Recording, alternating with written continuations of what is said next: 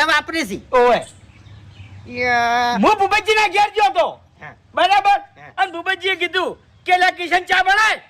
2 રકેબી હા એટલે કિશન આવ્યો બાર હા અને શું કીધું ખબર છે હા. કે કાકા ઘરમાં ચાય પટી ગઈ છે અને ખોડે પટી ગઈ છે 3 દાડેથી બરાબર એટલે શું કીધું ભૂપતજીએ ખબર છે શું કીધું આલ્યા પણ એમાં ચિંતા કરવાની જો આવે છે આપણે ભેગાનું કરિયાણું નહીં પડ્યું એમાંથી વાપરતું તાર